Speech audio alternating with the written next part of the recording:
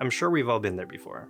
Hovering over a figure right at checkout, and wondering whether or not you should pre-order it. Doing all the mental gymnastics, calculating whether or not you can feed yourself for that month, and ultimately deciding to skip it because it's the responsible thing to do. Well, my name is Derek, and here are 5 Grail figures that I wish I didn't skip. I'll start us off with the most obtainable and end with the least obtainable. But starting us off with number 1, I have Tanya the Nendoroid from the saga of Tanya the Evil. I really love this series because it was a isekai but had a unique twist. You didn't get the same person dropped in there. You kind of had a gender bend because it was a middle-aged man on one end and became a tiny little blonde girl on the other side. In an alternate universe with a different sort of Germany with magic.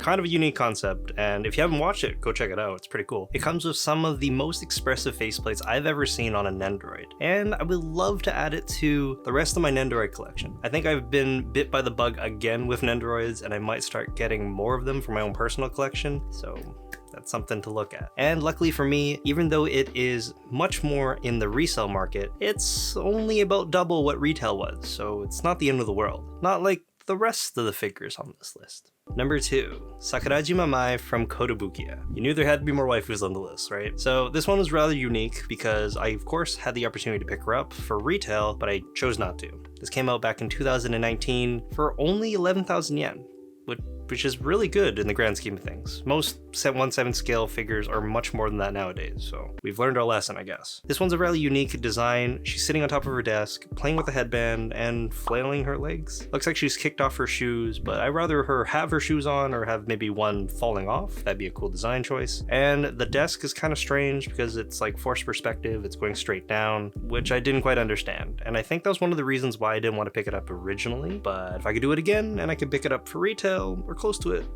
I definitely would. Number 3, we have another My figure, and this one's from Aniplex. This one is a very sought after and hard to find one, believe it or not. This one came out for about 11,000 yen as well back in 2019, and if I remember correctly, I already pre-ordered, or I was in the process of looking at the freeing one. I already had the freeing bunnies from Rem and Ram, so I thought, why not just collect that line? So I kind of overlooked this one, but that might have been a mistake because she's much more expensive now. And now that my tastes have changed a little bit, I understand that I should have got this one because it's in the iconic pose in all the promotional material. I've talked about it at length in multiple videos at this point, and I probably am gonna have to pick it up relatively soon because it's driving me crazy. But this one has great shading work. It looks really accurate to the anime, has that nice pastel-y kind of look, and you can't find a better pose for Mai. This is the pose, period. She's not going for too much. I've seen her anywhere between like $400 and $500 US roughly, which is kind of still pricey, but there's also a white version that they released that is more of a limited edition, and people are paying upwards of $1,000 US for that. I'm not gonna pay for that one,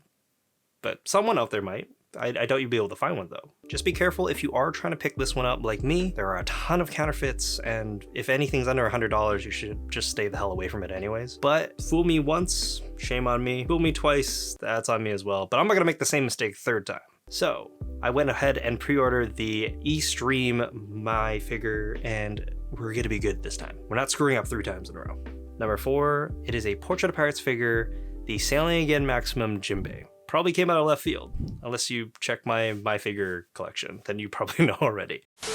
This one is really sought after by me because I missed out on him completely. And this one sucks the most because I actually could have got him in my hands and picked him up, but I chose not to because he cost too much. He initially released for about 18,000 yen, and even with markup and import and all that, you would expect him to be around the 300-ish mark Canadian, but a local shop had him in and tried to sell him for $650. I had that chance to pick him up, and I didn't want to do that because I didn't want to spend that much resale. Little did I know that a few months following his release, certain events in the story happened and he became much more popular of a character, so his value just shot up straight through the roof. So much so that even when I went on my trip to Japan a few months later in 2019, I spent a portion of my 2.5-week vacation there hunting for him in Akihabara, and I couldn't even find one for sale, let alone one for a good price. So this is one that I'll remember and I definitely want to add to the collection. Rounding out the list at number 5, we have the Aniplex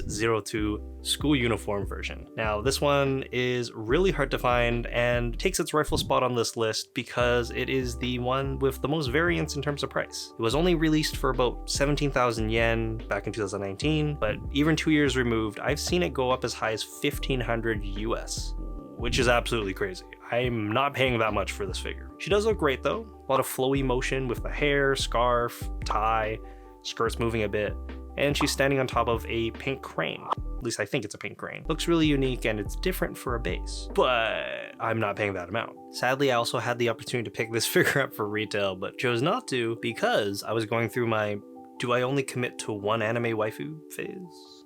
Because you only have one anime waifu, right? I regret that now. These are just some of the Grail figures that I let slip through my fingertips, but I'm curious if this has happened to you as well, so leave a comment. Also, if you've enjoyed the video, please consider giving me a like, and if you want to see what Nendoroids that I've been hoarding for the last few years, check out the video over here.